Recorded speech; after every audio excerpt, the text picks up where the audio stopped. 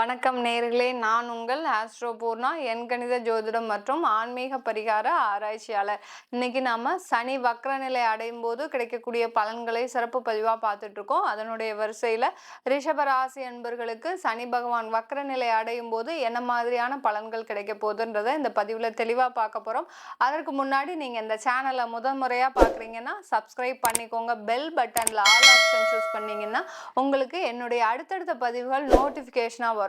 ஒவ்வொரு பதிவுலையும் பார்த்தீங்கன்னா ஒவ்வொரு ராசி அன்பர்களுக்கு உண்டான கோச்சார நிலவரப்படி கிரகங்கள் பயிற்சி ஆகும்போது என்ன மாதிரியான பலன்கள் கிடைக்குது, அடுத்து பார்த்தீங்கன்னா அந்த கோச்சார நிலவரப்படி இருக்கக்கூடிய அந்த தெய்வ வழிபாடு, இந்த நிலையில நீங்க இந்த வழிபாடு பண்ணுனீங்கன்னா உங்களுக்கு என்ன அருமையான பலன்கள் கிடைக்கும், சில மாற்றத்தை செஞ்சீங்கன்னா இன்னும் அந்த பலன்கள் கூடுதலாக உங்களுக்கு கிடைக்க பெறும்ன்றத ஒவ்வொரு பதிவுலையும் நம்ம சொல்லியிருப்போம். அதனால எல்லா பதிவையும் நீங்க ஸ்கிப் பண்ணாம கடைசி வரைக்கும் கேளுங்க.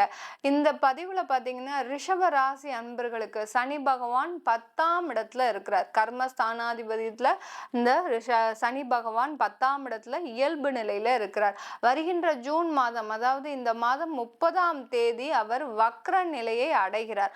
வக்ர நிலையை அடைந்த அந்த சனி பகவான் நவம்பர் மாதம் 15ஆம் தேதி வரைக்கும் அந்த வக்ரகதியிலேயே இருக்கிறார். இயல்பு நிலையில இருக்கக்கூடிய அந்த சனி பகவான் கிட்டத்தட்ட ஒரு 3.5 மாதங்கள் வக்ரகதியிலேயே இருக்கிறார். நவம்பர் மாதம் 16ஆம் தேதி இயல்பு நிலைக்கு திரும்புகிறார். இந்த சனி பகவான் இருக்கக்கூடியவர் பார்த்தீங்கன்னா சனி ஒரு பாவ கிரகம், அதே மாதிரி ஒரு மெதுவாக நகர்ந்து செல்லும் குளிர்ந்த கிரகம். எப்படி சூரியன் எவ்வளோ ஒரு சூடான கிரகமோ, செவ்வாய் எப்படி அதற்கு அடுத்த ஒரு சூடான கிரகமோ, அதே மாதிரி இந்த சனின்ற ஒரு கிரகம் பார்த்தீங்கன்னா உங்களுக்கு மிகுந்த ஒரு குளிர்ந்த கிரகம்.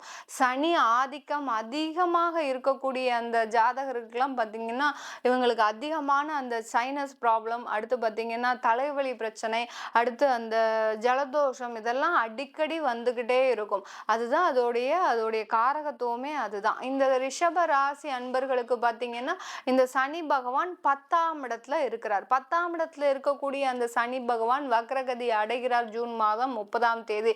என்ன மேடம், நாங்கள் ஏதாவது பரிகாரம் பண்ணணுமா, இந்த நிலையில எங்களுக்கு ஏதாவது ஆபத்துகள் ஏற்படுமா, பிரச்சனைகள் வருமா அப்படின்னு கேட்கக்கூடிய இந்த ரிஷபராசி அன்பர்களுக்கு ஒன்றும் உங்களுக்கு எந்த பிரச்சனையும் வராது. ஏன்னா உங்களுடைய கர்மஸ்தானாதிபதி இடத்துல இருக்கிறார். உங்களுடைய ராசிக்கு, ரிஷபராசி அன்பர்களுக்கு உங்க ராசிக்கு அவர் பாக்யஸ்தானாதிபதி 10ஆம் இடத்துல இருக்கும்போது அவர் பின்னோக்கி நகரும் போது உங்களுடைய பாக்யஸ்தானத்தை தான் அவர் ஆக்டிவேட் செய்ய போறார், அதாவது செயல்படுத்த போறார். அந்த பாக்யஸ்தானத்தையும் அதாவது கர்மஸ்தானத்தையும் செயல்படுத்தும் போது இந்த ரிஷபராசி அன்பர்களுக்கு இந்த 3.5 மாதங்கள் மிக அருமையாக இருக்கக்கூடிய நேரம். சில பேருக்கு, நிறைய பேருக்கு தொழில்லாம் நல்ல ஒரு வளர்ச்சி அடைஞ்சிக்கிட்டே வருது, ஆனால் லாபம் என்பதே இல்லை.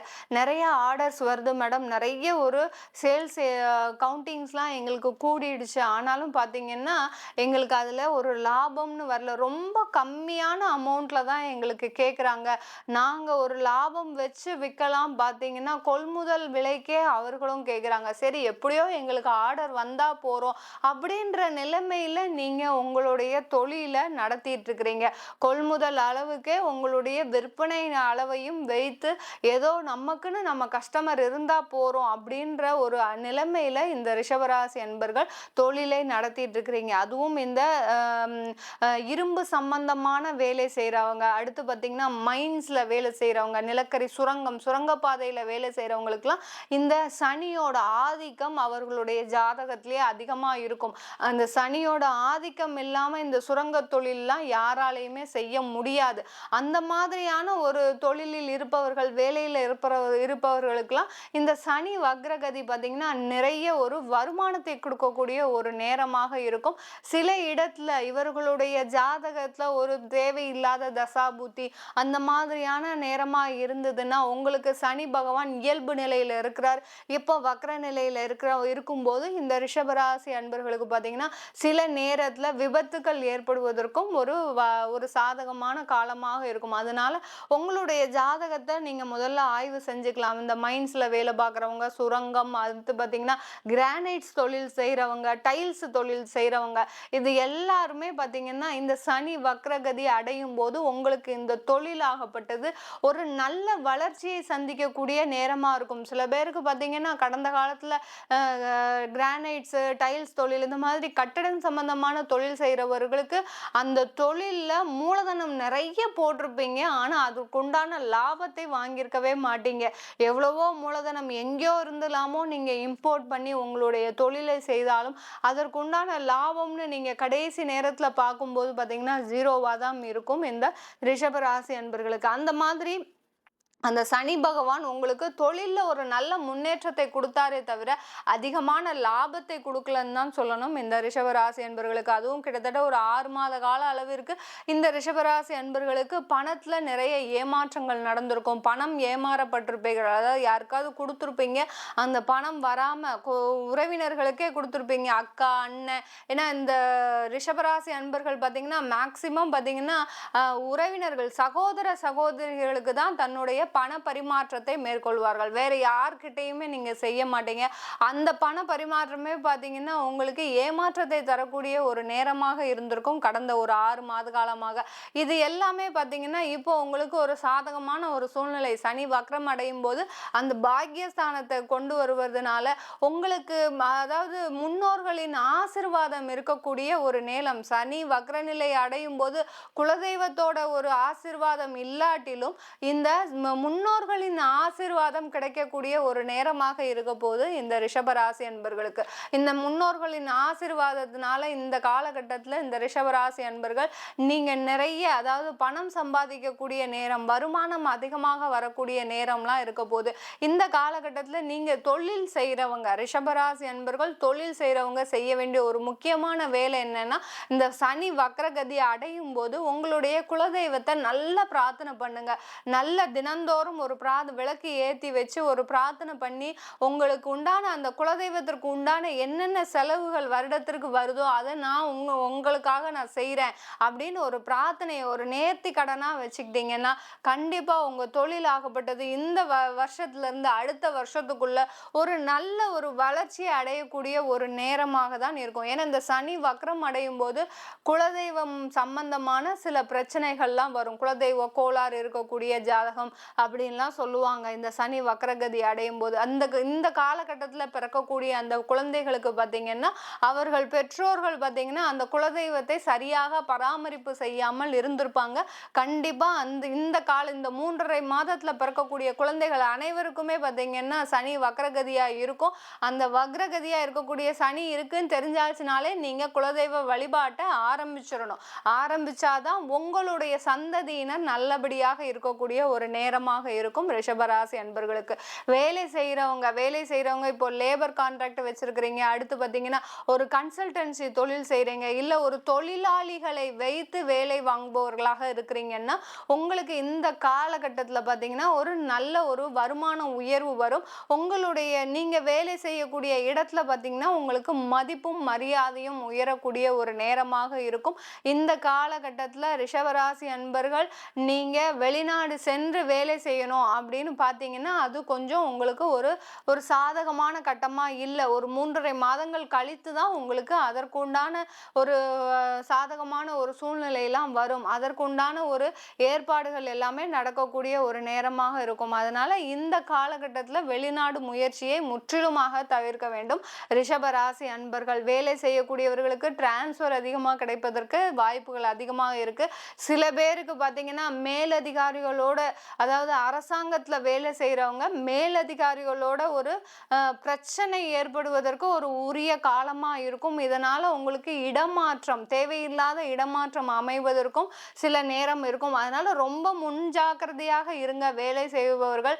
வேலை போகும் இடத்துல, அலுவலகத்தில், அடுத்து பார்த்தீங்கன்னா உங்களுக்கு நீங்கள் எங்கெங்கெல்லாம் போறீங்களோ அங்கெல்லாம் ரொம்ப முன்னெச்சரிக்கையாக இருந்தீங்கன்னா கண்டிப்பாக இந்த ரிஷபராசி என்பவர்கள் இந்த 3.5 மாதம் ஒரு நல்ல வளர்ச்சியை தான் சந்திக்க முடியும். முடியும். எந்த ஒரு பின்னோக்கிய அதாவது ஒரு குறைவான ஒரு வளர்ச்சியை எந்த இடத்துலயும் நீங்க சந்திக்க முடியாது. அதனால நீங்க இந்த சனி வக்ரகதி அடையும் போது இந்த வேலை செய்பவர்கள் மிக அதிக கவனத்தோட இருக்க வேண்டும். ரிஷபராசி என்பவர்கள் உங்களுடைய பாக்கியஸ்தானத்தை நோக்கி நகர்வதனால அந்த சனி பகவான் உங்களுக்கு வர வேண்டிய பண வரவுகள் கண்டிப்பாக வரும்.